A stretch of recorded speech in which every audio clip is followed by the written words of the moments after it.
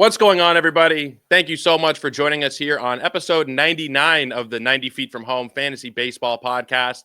I'm your host, Joe Orrico, and today we're going to be taking you through third base, breaking down all the tiers, talking about some targets, talking about some fades, giving you some overall thoughts on the position as well. And I'm joined by a fantastic guest, a fellow Joe, Mr. Joe Bond from Fantasy Six Pack, who you can find over on Twitter at F6P_Joe. Joe, how you doing, my friend?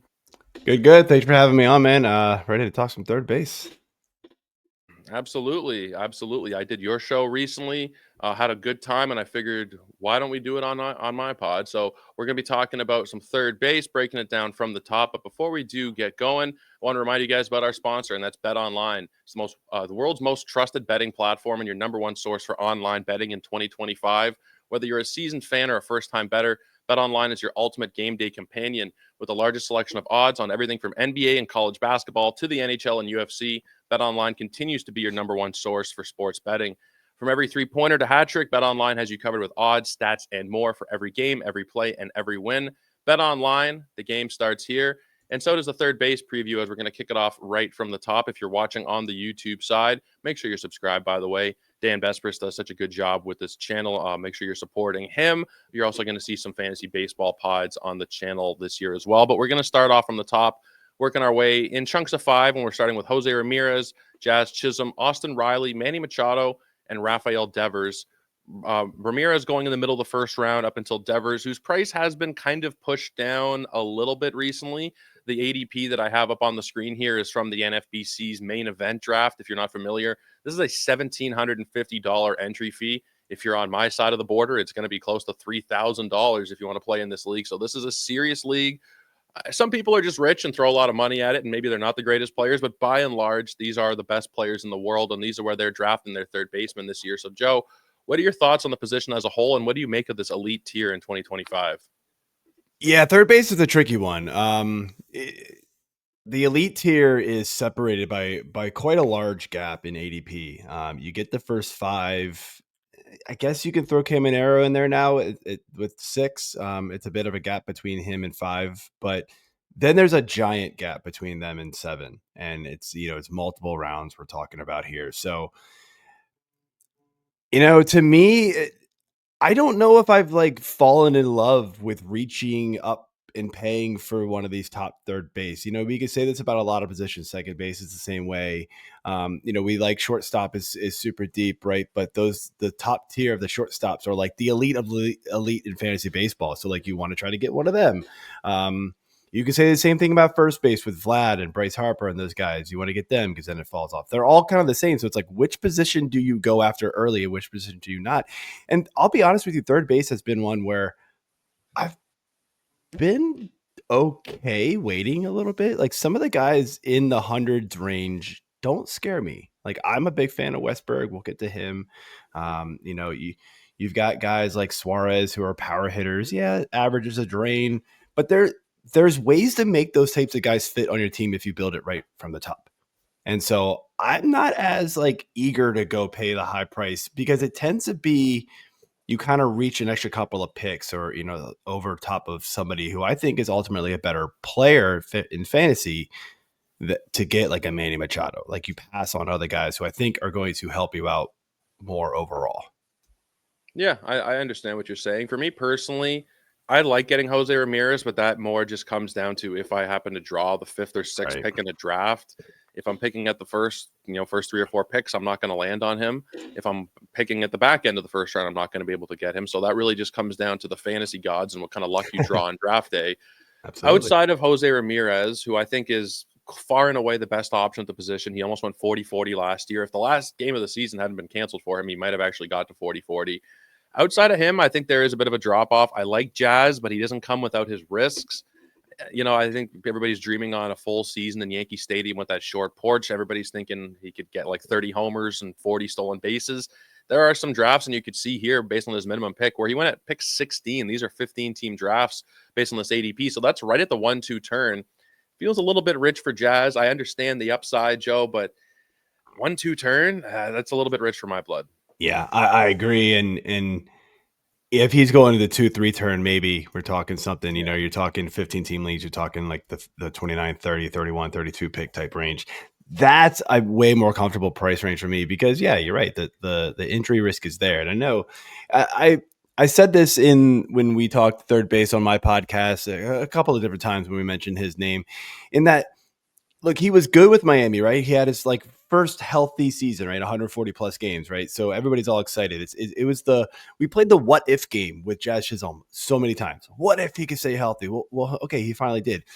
He was on a historic pace when he got over to the Yankees, like unreal pace. That is not going to keep up. So there will be a drop off from that pace for sure. Could he go 30-30? Could he go, 30-40, 30-50? Maybe. But he could also miss 50 games and it wouldn't surprise anybody. Yeah, the Yankees lineup is also, I don't know, maybe it's just me. I don't think it's that great. Like What is it, Stanton? Judge is With me. phenomenal, obviously, and Judge can carry that offense. But replacing Soto with Goldschmidt and Bellinger, I don't mind it. I think that there were solid enough moves, but I don't think the Mhm. lineup is terribly deep. And if Judge ever does get hurt, I think they're in for some trouble. So maybe the counting stats could also potentially suffer. Judge has been healthy the last few years outside of that freak injury he suffered at Dodger Stadium. So maybe he's kind of shaking that injury prone label. But I'm not as big on the Yankees this year, specifically from the pitching side now as well. Like they're just taking the hits all over the place. So Yes, they are. I'm not sure what this year is going to look like for them. The other three guys in this top tier generally do or generally had been going right next to each other, Riley, Machado, and Devers. But recently, Rafael Devers' price has come down a little bit, as you can see here on screen. 49 is his ADP over these previous four drafts, where Machado's at 38, Riley's at 30. I understand the drop on Devers based on some concerns about the shoulders. They're slow playing him in camp. He doesn't seem to be terribly pleased with the team right now. Would you buy this dip on him if you're getting him in the around pick 50? Yeah, you're telling me I can get him around pick 50. I probably am. I mean, it just doesn't sound like he's going to play in the field for right now, which, again, you mentioned he's not happy about. But I mean, like, if he can barely throw a ball right now, like, he's not going to get it from third to first very easily. So that's a big problem. Not that he was the best fielder in the first place. So, um, yeah, I mean, maybe we see a tick down in his bat, you know, in some of the hitting. But I think if if we weren't talking about the shoulders being a problem, I mean, you could argue he'd be the number two third baseman off the board. Yeah. With the shoulders, he's dropping all the way to five. I'd be okay with that because I really don't think he's going to miss much time, Do you have a if any str at all. Yeah, that's the thing. I think I don't really know what to make of it because both shoulders were bothering him last season, and I think that at some point maybe that'll start to impact him more, especially if he insists on playing the field. I said it yesterday when we were doing Fantasy Pros Fantasy Fest that the Red Sox should sell him on being like the next David Ortiz. You can be this elite DH type. Maybe you get some reps in at first base, but if you sell him based on that, I feel like he might buy into it versus the way that they're doing it now, which is telling him, or however it is they're going about it behind closed doors. But whatever they've done, they seem to have really pissed off their star player. And the fact that he's signed for so long, he's not really playing for another long term contract. He should just do what helps the team. He's not a good third baseman defensively. So I feel like they should probably move him off. We'll see what happens there. Maybe if we get lucky, he gets first base eligibility at some point as well. But Austin Riley and Manny Machado are the other two big names in this group. You have a strong preference. It seems like the market does seem to slightly prefer Riley. But Machado is also kind of interesting. Still a good lineup. He provides some more speed. Do you have a strong preference between the two of them? I slightly lean Riley just because I do think the power is going to make a bit more of a difference with him that you can get than Manny. Like Manny's a good overall solid player. He does chip in some steals. That's good. Batting average is going to be good with him. Um, I think projections have him a little bit lower than I kind of expect him to be. But I think just because Riley, I think, has a ceiling that's much higher than Manny right now. Like Manny's Manny. We know what we're getting from him. It's going to be good. It's not going to be, but it's probably not going to be like we're not going to see like like a mini breakout from him anytime soon. It is what it is with him. To where Riley, like we've seen it. We've seen him just go off. And I think he can do it again. Yeah, it was a bit of a down year for him. It was a bit of a down year for the Braves as a Yes. whole, but I think you're getting Acuna back. I think that Albie's coming back for a full season, hopefully, is going to be also a big boost to that lineup. Matt Olson had a bit of a down year. Michael Harris had a bit of a down year, and he was hurt. Like the whole team really just couldn't stay on the field. And when they were on the Mhm. field, outside of Marcelo Zuna, pretty much everybody disappointed offensively. So I think you can kind of project a bounce back as a whole. I don't have a problem paying a third round price really for either of them, but I think I slightly prefer Riley as well. Moving on to the 6 through 10 group here. This is where things start to get interesting with some young guys getting pushed up. Specifically, number 6, Junior Caminero, and then there's Jordan Westberg at 7, Mark Vientos at 8, Alex Bregman at 9. He has moved up a lot over the course of the last few weeks, and then Matt Chapman at 10. We'll start with Caminero because he is maybe the talk of the town this spring, or at least one of them. His ADP in these main event drafts is 61, pretty expensive with a minimum of 50. That's getting into the fourth round of a 15 teamer. Would you be willing to push him up that much, or is that getting too expensive for you, Joe? A bit too pricey for me. I get it. Caminero has been this prospect that we've all liked for a couple of years now. But I mean, like, let's be real. Like, he's come up and he hasn't really done a whole lot. In the small cup of coffee that he's had up in the majors. Do I think he's that bad? No. Do I think he'll be better? Yes. Do I think he's better, going to be better enough to warrant an ADP rise of that? No. And I mean, like, his spring isn't even that good right now.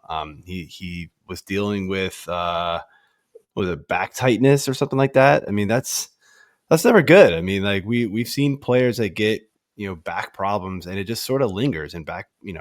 As an older guy, man, back problems linger forever, man. They don't go away very easily. So he's a lot younger than me, but back issues can just be an issue and just kind of sit with you. And those, man, you can sneeze and your back will just be like, nope, I'm done. I'm done for the day. It My happens. dad, my dad's had back problems since his 20s, and they've Yep. plagued him all the way up into now pushing into his 60s. So yeah, I get it. Like, he's not an athlete by any means, but I think that the point stands that backs are very tricky, even if you. And this is part of the reason Christian why Yelich, look at him. I was literally right about to go to Christian Yelich. Yeah, you never know, even if somebody has a procedure, that they're going to just necessarily be all good to go. So I hadn't heard too much about the Caminero back stuff, but that is something that does worry you a little bit. I understand the hype to some degree, like the ballpark upgrade, the team looks good, big prospect. I get it, but he needs to thrive. I've said the same thing about Wyatt Langford, about James Wood, about a lot of these guys who are getting pushed up drafts.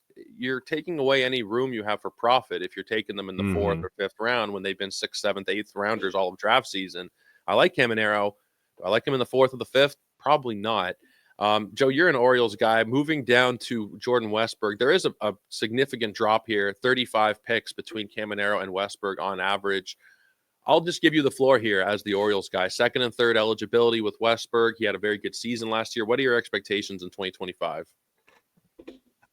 Like, I'll be honest with you. I kind of expect more of the same from him. I mean, if he had not gotten injured, we all forget he was a starting all-star third baseman, or yeah, third baseman for the American League last year. I He totally was forgot very, that. he was very, very good.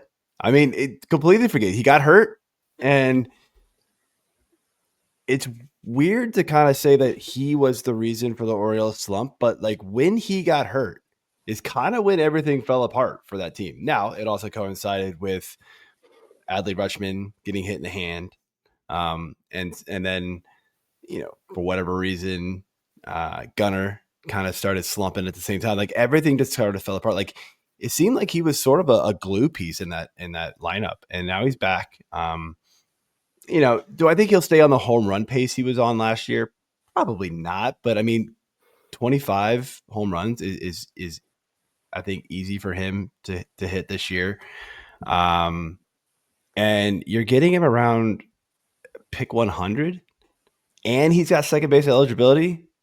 Oh yeah, absolutely. I'm buying this. Me and Corey Pieper for it on the podcast. We're gonna fight for him in every single league we've been in so far, and we've got a couple more left.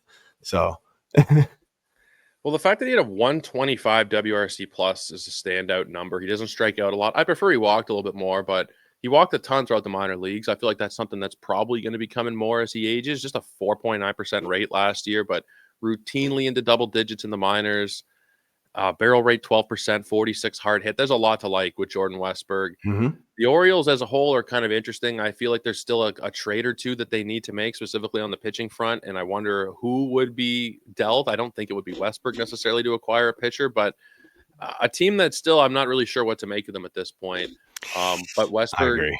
Westberg, I think with that second and third eligibility is really nice because as well as getting the second and third, you get middle infield and corner infield if those spots need to be filled in your leagues. Potentially, it gives you a lot of versatility throughout the season.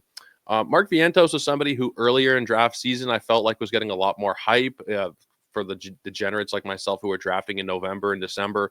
He was going in the 70s and 80s a lot of the time. Now it's pushing closer to pick 100. When I look at the situation in New York, though, if he's batting fourth or even fifth, and you've got that that insane grouping of Lindor, Soto, Alonso right ahead of him, he could easily 120 RBI if things go right for Mark Right. Vientos. Swing and miss is what worries me. Where do you come out on him? Yeah. The price dip has definitely helped me buy back into him a little bit, but I do worry about him, a little. Like you're saying, like in November, December when you were drafting, like the price range was higher.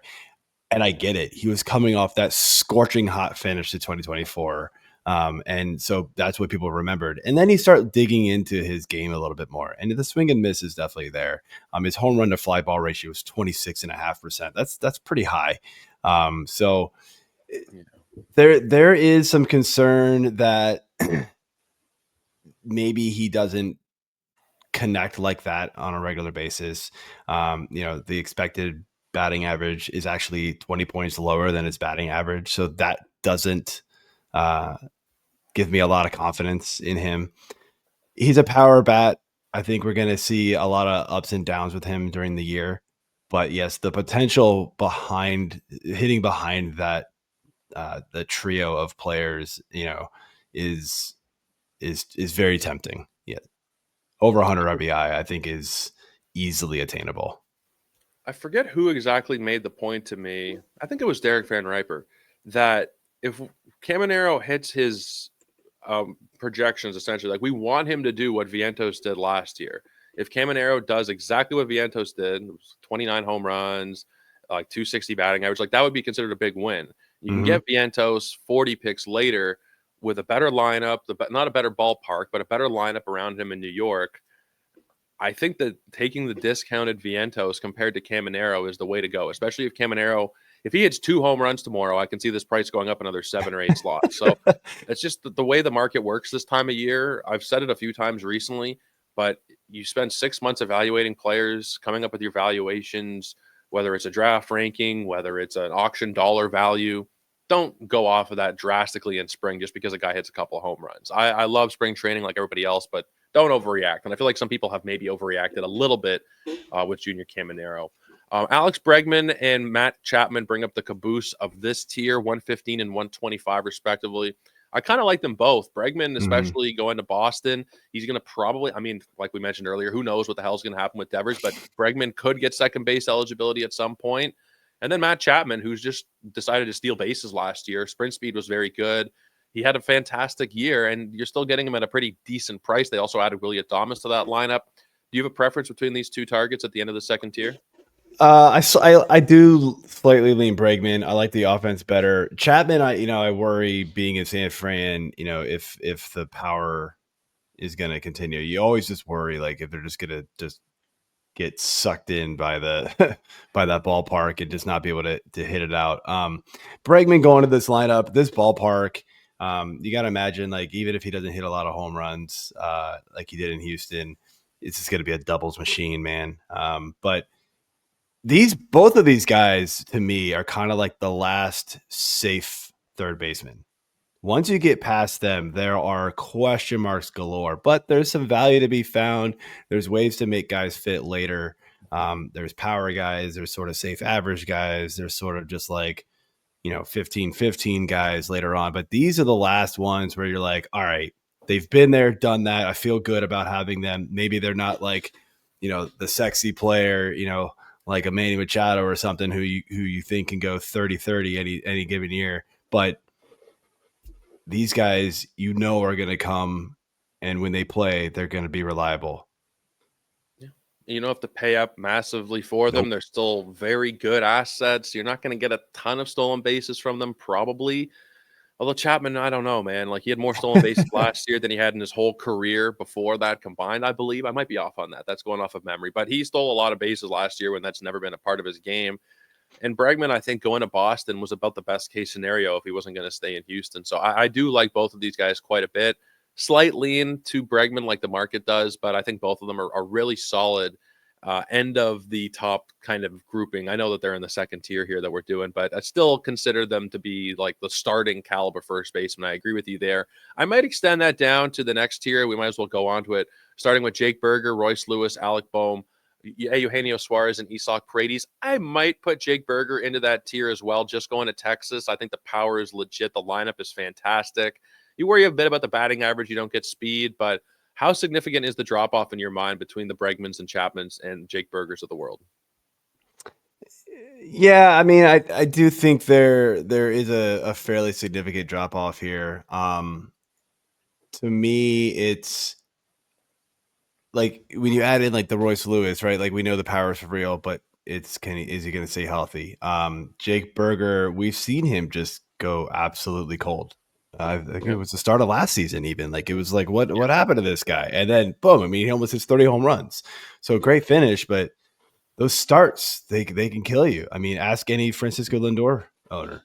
Uh, they know the beginning month or so of the season. You're like, man, this dude's a bust, and then he's like the best player in baseball. Um, so yeah. those cold stretches, man, they can really kill you, especially if you play in head-to-head leagues. I know NFBC is not that, but um, the you get behind the eight ball sometimes. That's the worry with these guys. I feel like there's a lot more slumps in these guys' games the farther you go. A lot more holes in their game the farther you go down. And Berger, to where he's probably the closest of the group because he's done it 2 years in a row now. 34, 29 home runs, batting 250 3 years in a row. It's you kind of know what you're going to get from him. That's not bad. But man, you just have to hope he doesn't go in one of those prolonged slumps like he had last year. He's the modern Chris Davis. Remember Chris Davis with the Oh Athletic with boy. 247 in like Yes. 5 straight years. Now Berger's the one who's taken over that crown, albeit a couple That's points funny. up.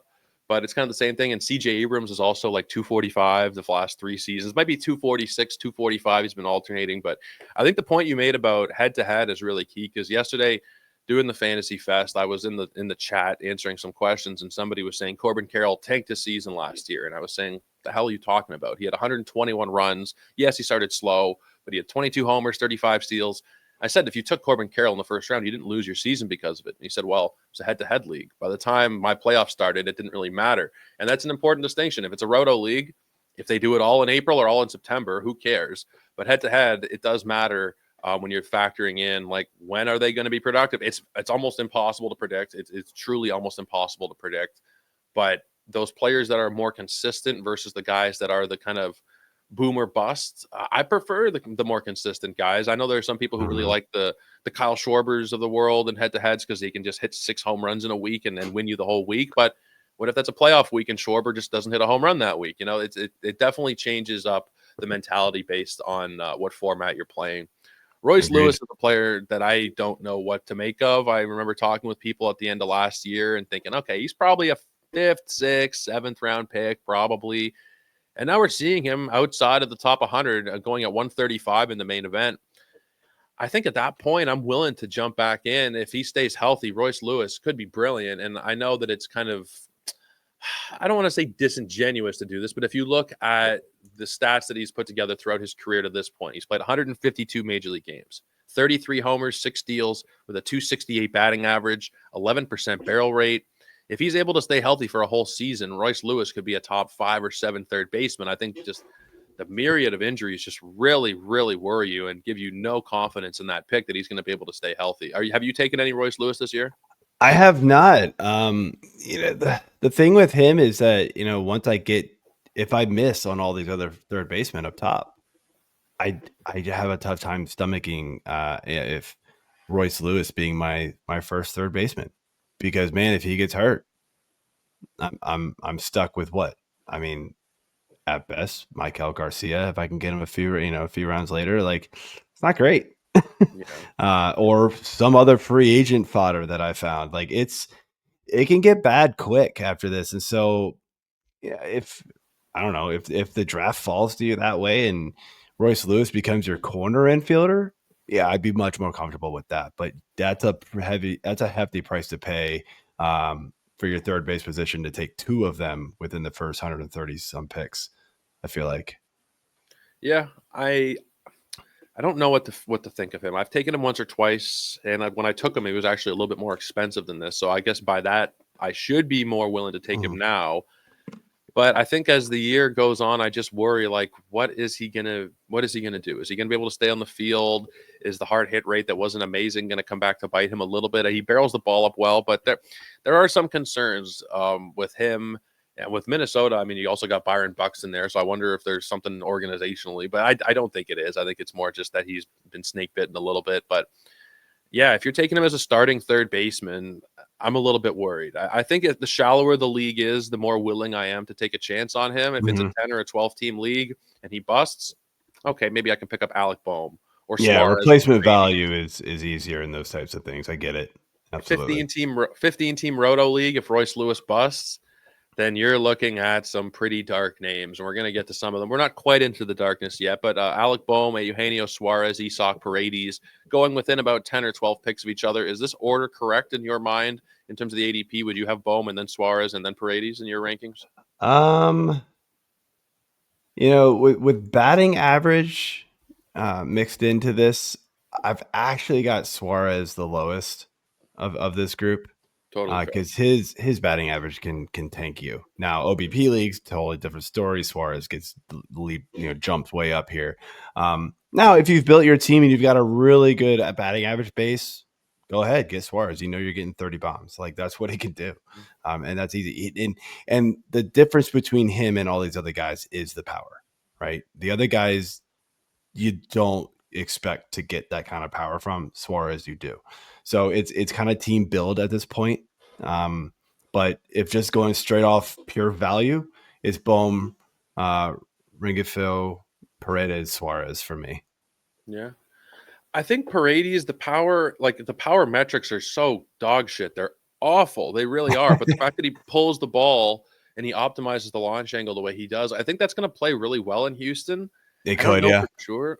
Like, if there's a year where I don't expect this, but if there's a year where he starts spraying the ball a little bit more, that would really hurt him. He needs to pull the ball to left field to have success. And I think that he is in a good spot for that. I think Paredes is about even with Suarez. The second half for Suarez last year, I don't know what to make of it because he was amazing. He was hitting like close to 300. He's in the best lineup in baseball. At least last year by runs scored, Arizona was the best lineup in baseball. Maybe that won't repeat, but I think they'll still be top 5 or 7. But the batting average, I don't buy that what we saw in the second half last year. I'm much more on your side that he's been like a 230 hitter for his career. If you get 250 out of him, you should feel very fortunate, but you're probably getting 220, 230.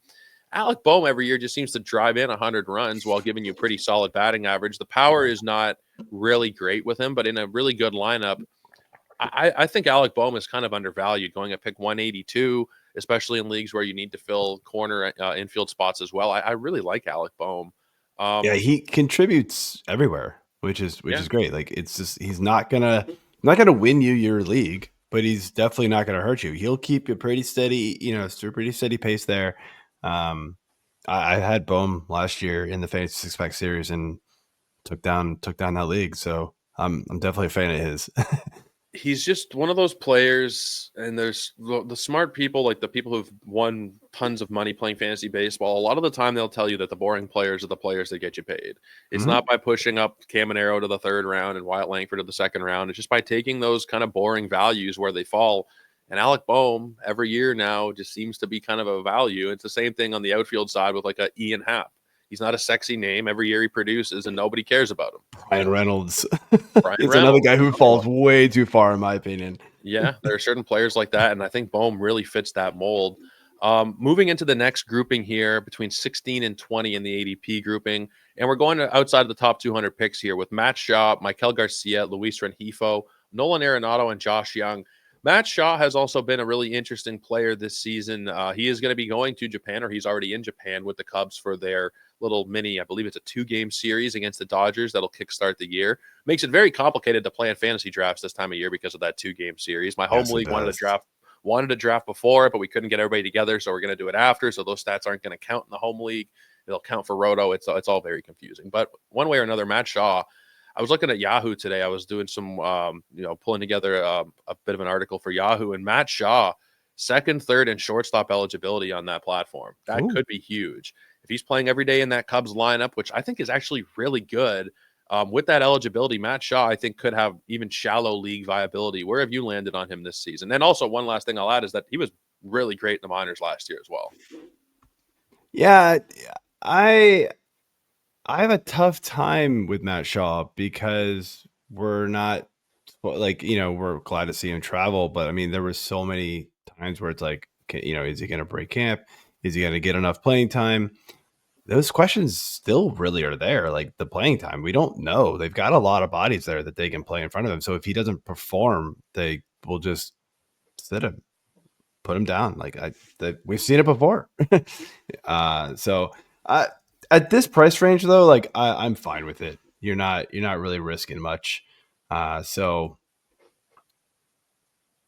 I mean, he super talented player, but I mean, we've also seen a lot of times where these like you call them like the quad A players, right? Like these guys who just crush the minor leagues and then they come up and not quite putting it all together. But I mean, he had a fairly good season last year. He's just got to get the playing time. Yeah. It's a good sign that they took him on that trip, and I think Hmm. that's what's probably pushed the price up to where it is. He'd got some interest in draft season, but going ahead of kind of established names here, like he's going 25 picks ahead of Nolan Arenado. I know that Arenado isn't what he used to be. We're talking about a future Hall of Famer here, probably, who did take a step back last season. Do you think there's any hope that Arenado can return value? I think at this price, it wouldn't be that hard for him to do so, especially because you're not taking him as a starter. If you're getting Arenado as a corner infielder at pick 230, I find it hard to pass that up personally. Yeah, at this price range, I'm okay with it, but I think l- long gone are the days where Arenado was a fantasy juggernaut. Yeah. We've seen it basically since he got to St. Louis. Man, everything sort of changed. He had really hot stretches in a couple of seasons that kind of saved his season, but overall they were rather disappointing. Um, you know, when you kind of look at the season and kind of break it down into little segments, you're kind of going, I mean, that like month and a half was bad. That month and a half was good. In Roto, I guess, like you said, it doesn't matter, but in head to head leagues, and even that, like Roto, like, I mean, it, it does hurt you because there's probably some dude on your bench, playing better, but it's Nolan Arenado, so you can't sit him, right? And so now it's okay. I'm not gonna feel forced to play Arenado, but the lineup in St. Louis isn't honestly not very good either. So I do worry that like even if he could get going again, the counting stats just aren't going to be there. But I think at best you're looking around 20 home runs from him. Yeah, I think that's fair. Like the metrics have taken a tumble. Specific, like I think his first year in St. Louis was still really good, but I wonder how much Coors Field did help him out. I'm not going to say that Arenado wasn't an incredibly gifted player in his prime, but Coors helps everybody to some extent. Leaving there, getting older, the combination of the two things, with the way that the Cardinals have just torpedoed their organization over the last 5 or 7 years. This was a well respected organization for my whole lifetime. They were winning World Series when I was a kid, and now they're not a full blown joke, but they're getting there. They're getting there with the way that they've constructed their team. And I follow some St. Louis fans, and they are not at all happy with the way that this has gone about. And I mean, Arenado was almost traded earlier in the offseason. I believe it was going to be to Houston, and he blocked the trade. So it just seems like there's a lot of dysfunction. And he may be unhappy as well, which could be another thing, which kind of impacts performance. You never know how those things are going to play into it. But you mentioned Michael Garcia and Luis Rengifo briefly earlier. They're going within 5 picks of each other. They're both second and third eligible. Did you say that you lean Rengifo between them? Let me look at my rankings real quick. I do. If I'm remembering right, his batting average is pretty He top hit like notch. 300 last year. He hit like Yeah, 300 so last year. that's a huge boost. And at this point in the draft, if you're looking at guys like I try to not find those players who, yeah, okay, and Mark Garcia is not one of them, but like you can find a lot of guys that can hit 25 home runs, but they're going to bat 210. That's going to hurt your team. Like 25 home runs are awesome, but I'd much rather have the guy who hits 15 home runs and can bat 270 Yeah. because the ratio stats, ERA, WHIP, batting average, those are hard to catch up on. And if you get a guy who's going to sink it, um, good luck. Counting stats you'll find. Yeah. You can get those anywhere. I feel like so. Um, and the any difference in power you're going to find at this point in the draft, like isn't worth that batting average drop that you get. And so Garcia was a guy who started off on fire last year and was like the talk of fantasy baseball for a while there. But man, he got ice cold. And Yeah. so hopefully he can put it all together. But I think we're gonna, and I know it's kind of a cop out, opinion, but I do think we're gonna get the player kind of in the middle of all of that. I do not think he was as good as he started out. He can steal some bases, but so can Rengifo. So I think he's the much safer player with that batting average boost you can get from him. I agree with Renhefo. I worry a little bit about the hamstring. He missed half the season Yes. last year. He's a little bit hampered in spring. Maybe that could be something that potentially pushes Garcia up at the batting average, like you mentioned. It's almost impossible to find batting average on the waiver wire. If there is a player who is going to be a 280 type of hitter, 270, hell, 260 hitter, and they're actually a regular, finding that on a waiver wire, especially in a 15-team league, you're going to have to really pay up for that. The Mm-hmm. shallower the league is, the easier it is to find. But that's why I'm more open to taking a Vlad Guerrero in the first round this year because I can find some of the speed later on. But a 300 type of hitter who can hit 30 home runs, those don't grow on trees. Those There's only a handful of those type of players. When you're talking about fill and counting stats later on, I agree with you. You can stream power, you can stream in some speed if you need it. Streaming in batting average, maybe you can pick up Jacob Wilson with the Athletics or something, but there's not a lot of players that are sure things for batting average on the waiver wire. There was, I mean, look, there was a reason, and it looks awful now. But in my Earth League, the DC, the DARF, whatever it's called, they my first time in the league, so I'm trying to remember the acronym there. But there was a reason why we actually took Gunner over Ramirez. We took Gunner over Ellie. Like, I get those guys are awesome, but I think Gunner's batting average is going to be better. And like the difference in county stats, obviously the steals between Ellie and everybody is out of this world. But Yeah. um, just I feel like I can find some steals later that makes up for it. But getting a potential close to 300 batting average guy in Gunner, I think just kind of pushed him over the top for me, and then we came back around, and did we get Vlad? I forget. I'm putting on all my leagues are mixing together at this point, but yeah, we ended up getting another like top batting average guy. Like, I want to load batting average at the top. Like, I'll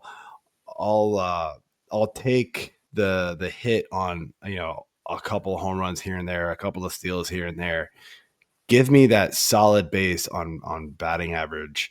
And I do the same thing with pitching as well. Like, I kind of lean a little more heavy, like with like the 200 strikeout guys, like near the top. But the tiebreaker for me is absolutely like the lower ERA whip guys, that the ones who I can trust to kind of give me a really good foundation. I'll find some strikeouts later.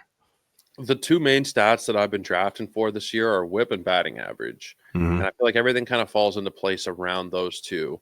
Whip is actually pretty predictive. If you're looking at a pitcher who's had a whip, and I don't mean to go too off base here, but if a pitcher's had a whip that's in like the 110, 115 range or lower for several years in a row, like Zach Eflin is a guy that I'm higher on than a lot of projections. The whips are very good. The ERAs are very good. He's not a big strikeout guy, but finding late whip, finding late batting average, those kind of things are very hard to come across. That's why the Vladdies, the Jordan Alvarez of the world get pushed up. That's why people like Bailey Ober get pushed up in draft rooms.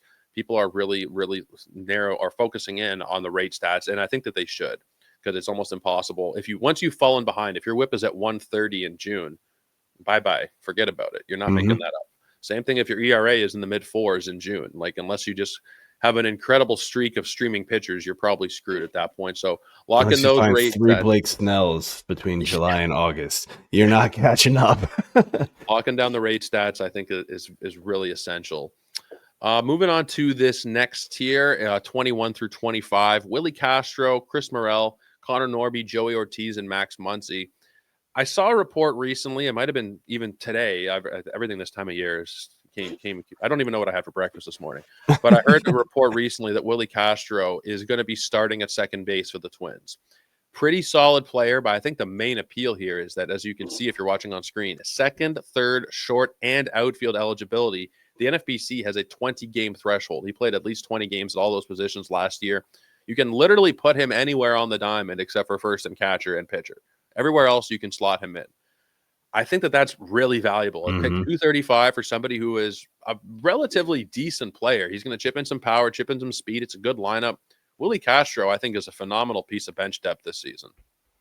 Yeah, and especially if you play in those best ball leagues, he Yeah. is absolutely needs to climb up the board there. I know this isn't the best ball ADP, like, the cut line ADPs over on Yeah. NFBC, but in those formats, I would not be surprised to see his ADP somewhere up in like the 15-ish range for third baseman because that position eligibility really factors in heavily there.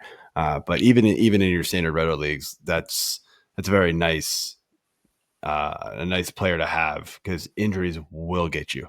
And these are deep leagues, 15 team, 30 rounds. Yeah. That's a lot of players.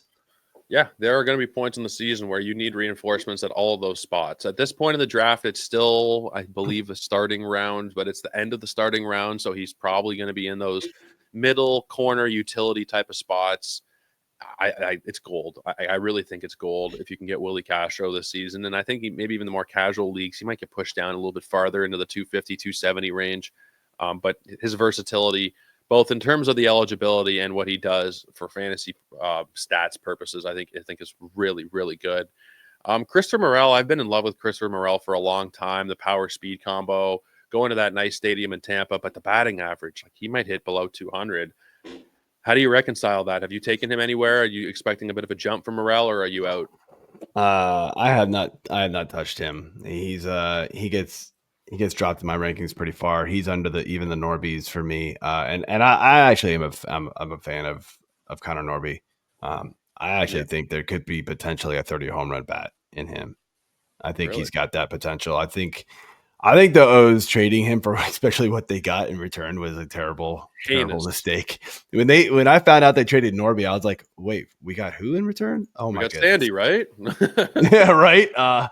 But it was that getting rid of him, and I get it, man. The Orioles have a plethora of depth, Yeah, and they got it. They had to move guys, but it just felt like that was all of their trades last year. I felt like the baseball was like all the other teams were like, well, you're gonna have to get rid of some of them, so we're not paying full price for it. yeah, It's like they just got rid of them. But yeah, Morel's just like I don't know. It just never he's been okay. Um, I just yeah, there's just something like when you see that batting average just get below 200, that's a brutal. frightening. Like the last time we saw that, and we're even remotely interested in a guy, they were hitting 50 home runs, and I'm not. We're not there anymore. Like nobody wants that player. So you're familiar with Connor Norby, and you're, I assume, pretty familiar with Joey Ortiz. Is there a strong lean there between them? You mentioned that Norby might be able to hit 30 home runs this year. Ortiz should have a regular role, better lineup around him there. They're going within about 7 picks of each other. I'm assuming you're going to take Norby based on the 30 home run take, but what's your thought on Joey Ortiz in Milwaukee? Yeah, I am. I think the only reason why you would take Ortiz over Norby is you get some speed mixed in. And it's gonna be it's gonna be less power. But if you need a little bit of speed at the end instead of some power, Ortiz is probably the guy. Yeah, okay. I'm going to group these next two guys together because there's a big ADP drop off after them. Max Muncy and Ryan McMahon. The team context could not be any more different, but the price is within about 7 picks of each other. I think McMahon is one of those players where you could take out a pen and paper before the season. You can write down the 20 homers, 5 stolen bases, 245 batting average. You're probably going to be correct. with Max Muncy, the power potential I think is still there, but he is no spring chicken anymore. But that lineup, in the middle of that lineup, like 100 RBI could very well be within reach. So strong lean between the two of them. Muncy is going 7 picks earlier on average. I don't have a strong lean, honestly. You know, I was gonna say, like, Muncie scares me with the batting average, but like last year he got it back up to 232, and McMahon's not that much higher. But we Yeah. did see 2 seasons before that 196 and 212 from Muncie, and then he's another season separated from another 192. So yes, there are batting average concerns there. The Dodgers just seem like they don't care, and they're just gonna play him anyway, which is just kind of like, I mean, that probably is just tells you how good that lineup is. So like, oh, we could take the 150 strikeouts from you, and we'll still be good. Like, they don't care.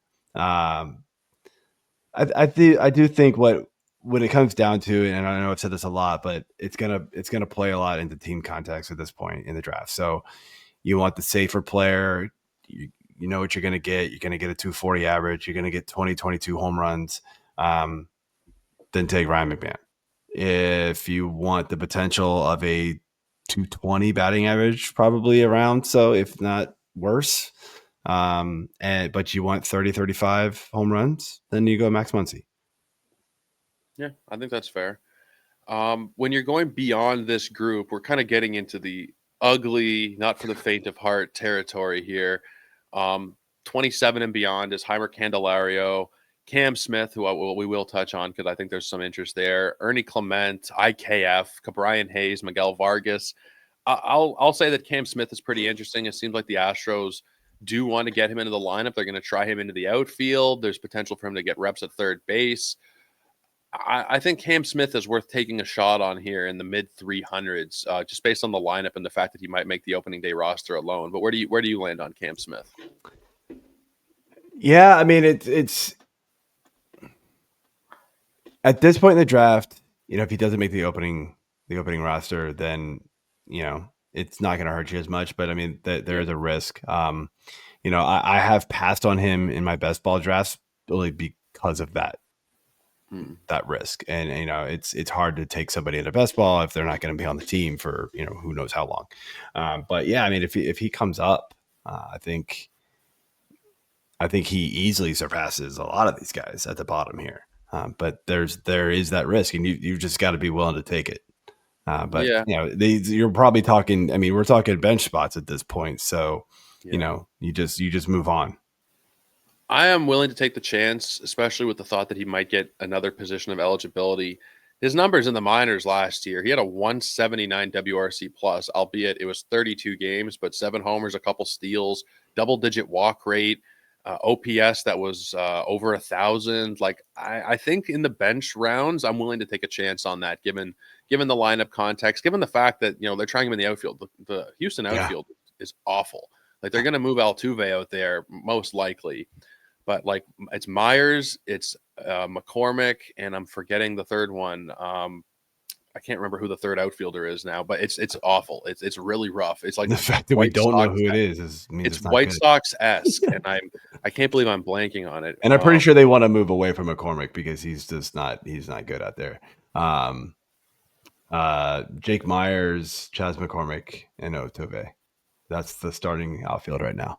Yeah, who was it? It was maybe it was gonna be like was it Ben Gamel? Maybe I can't remember Well, now. Jake Myers and Ben Gamel are the guys on their roster right now with outfield, Yeah, I think roster it was Ben resources saying Gamel. that. So Ugly not business. good. It's not good. Yeah, Yeah, I and mean it's and I know we don't put too much into spring training, but hey, he is crushing at 450 batting average right now. yeah, You like to see that from the young guys. Like, you want to see the young guys perform in spring because like the older guys are like, I'm here. I don't really want to be here. Like, I yeah, get it, but you want to see the young guys. You want to see the guys that need to prove and get a spot, really make a name for themselves in spring. And somebody like this, yeah, I, yeah. I would probably take a chance on him with one of my last picks. Now I know at FBC this is not one of your last picks, but you're getting close. You're Er, getting there. I think the main events go 450 picks deep, yeah, 30 by 15. So you're still talking late enough for me personally, where I would take the chance. And then if it yeah, doesn't work out, most of these players in the 300s are going to get dropped anyway. If any of them yeah. hit, this is the kind of player I would take a chance on. Anybody else beyond this 300, 350 ADP that interests you in any way? I think The Miguel only, Vargas could be maybe, but what do you think? the only other guy that semi interests me is Ernie Clement. He sort of Yeah, caught fire at the end of last year. The one thing you need to see him do is walk more, but he yeah, doesn't strike out either, so it almost doesn't matter. So it's yeah. like, I mean, the guy doesn't strike out, he doesn't walk.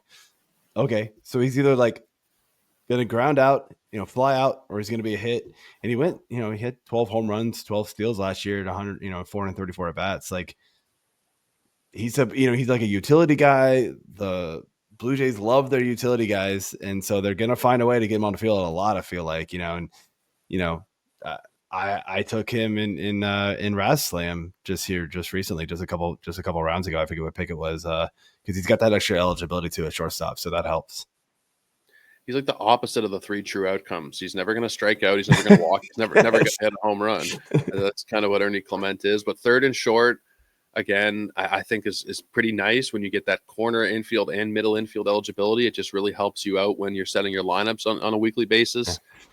Miguel Vargas, I've been a little bit interested in because I think he's going to play a lot with multi White eligibility. But Sox, though, I'm running White away from Sox, everybody there. I White wanted to ask Sox, you about two guys, if you don't mind. I know we're running out of time, but go for it. Go real for it. quick, I wanted to ask you what's your thoughts on Kobe Mayo?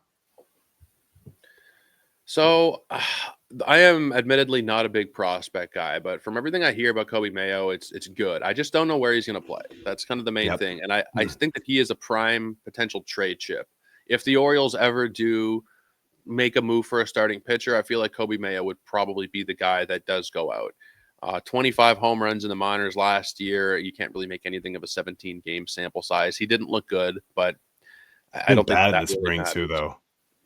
Yeah, Like I really bad. it's a combined 30 games. I get it. I understand, like, you don't want to see 33% strikeout rate and my god, a negative 16 WRC plus. Not what you want to see. But at the same time, I don't want to read too much into a small sample size for a guy who's been Correct. such a highly touted prospect. I feel like there's a good chance that he is a main piece in a Sandy Alcantara, Dylan Cease type of deal. Is that fair that he'd be probably the first to go? I would imagine he'd be top of the talk Yeah. discussions there. So the other guy we skipped him in the conversation, like a prospect who's been not a prospect anymore, but Josh Young. Uh, Josh Young. It's just about the health. Like, I think yeah, the Rangers lineup is so good. I have gone on ad nauseum this offseason talking about the Rangers lineup with Jake Berger, and I'm gonna just double check if we still have him projected in the 8 spot on Fangraphs, but that was where it was for a lot of draft season. As my Fangraphs is glitching here. But let yeah. me just double check. I got to pull it up. Berger is still in the Yep, eighth. Berger's in the 8th Young spot in that sixth. lineup. Semien, Seager, Langford, Peterson, Garcia, Young, Carter, Berger, Heim. Like, that is You could imagine that you could ridiculous. easily see Berger move up because we know Peterson Yeah, doesn't play every day, and Peterson's right now slotted in the fourth. Now that's against right-handed pitching, so against lefties, you could see somebody else slotting in there. And yeah. Berger is a prime candidate in my opinion. So Young has like legit power. The strikeouts have been trending in the right direction. I honestly don't know who he is yet. I don't think anybody could say with any degree of certainty that Josh Young is going to be X. He's only played 194 games. Most of it came in 2023. He missed most of last season, but the power seems legit. He can hit for a good batting average.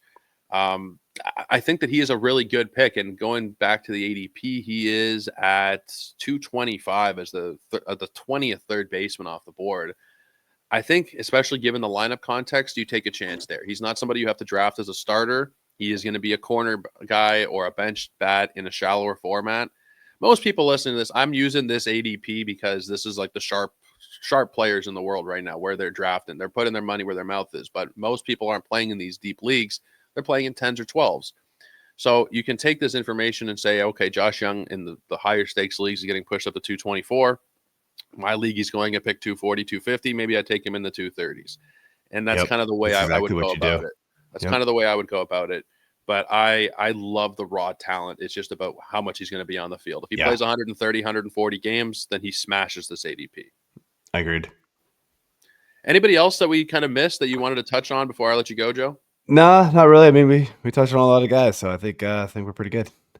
I think if anybody's going beyond this range, then man, Best of luck to you. Yohan Moncada. I mean, Matt Vierling, who I actually really liked, but is going to start the season on the IL. Paul DeYoung, Mhm. Dylan Moore. It's pretty dark. It's pretty rough You're when throwing the dart. big I guys mean, are. look, you just hope Paul DeYoung hits 24 bombs again like he did last year, but good luck. Yeah, and I actually don't mind Jose Miranda. I just, from what they've said, I don't know that he's going to play a hell of a lot. But Yeah, if you're getting him with your last pick, I don't mind it. yeah, who'd they sign and it just crushed Miranda's Ty value? France. Ty Yeah, they France. signed Ty France. It was like, okay, goodbye to Miranda. Yeah, And I he's been hope a Miranda. disappointment. I've been a big Miranda fan for a while, Me but too. he's been a big disappointment, honestly. There was that stretch last year. I'm sure you remember this, where he Mhm. had like 12 consecutive at bats with hits, Yeah. 12 or 13 consecutive at bats. I was like, I "Oh, had him he's in DF, here." had him in DFS one of those days. I had him. I'm not a huge DFS player, but I sprinkle here and there, and I was like, okay, he's hot. Why not? 6 for 6. All right, we'll take it. Joe, I really appreciate you coming on today, man. In the middle of the day, I want you to let everybody know what they can find over at Fantasy Six Pack and everything that you have going on right now. Yeah, so we've got our draft kit over there. It's pretty much fully loaded at this point. There's a couple more pieces to add in before the season starts, but we're pretty much done. The rankings are constantly getting updated. We've got our cheat sheet draft tool going on over there, so I update that pretty much twice a week at this point. Maybe next week it'll be 3. We'll see. Just kind of time has to play in for that. But obviously we got a Discord. We're going to be pumping out a bunch more DFS and betting content coming out here too this season for a whole bunch of other sports as well, not just baseball. But yeah, go ahead and check it out. Yeah, make sure you check it out. There's a great big group of guys over at Fantasy Six Pack. There's a ton of different podcasts. There's a lot going on. So make sure you're supporting the guys and checking everything out on the site. And go follow Joe over on the Twitter at F6P_Joe. I'll put a link in the description of the episode that you can just click on if you want to go check out his work. I'm at Joe Orrico 99. If you want to check out my work, you can go over to Fangraphs, Fantasy Pros, and recently FTN Fantasy as well, because there wasn't enough on my plate already. So we're going to be doing a little bit more right in this upcoming season. Make sure you're checking it all out and subscribing to the podcast if you haven't done so already. Probably going to be coming out weekly or maybe twice weekly this year if I can swing it. I'll record as often as I can. There's just hosting 3 different podcasts. It's gotten a little bit out of hand recently, but It's a I'll be lot. here as often as I can. I'll be here as often as I can for you guys. But make sure you guys subscribe, following everybody, leaving those great ratings and reviews. And until next time, everybody, take care. We'll see you then.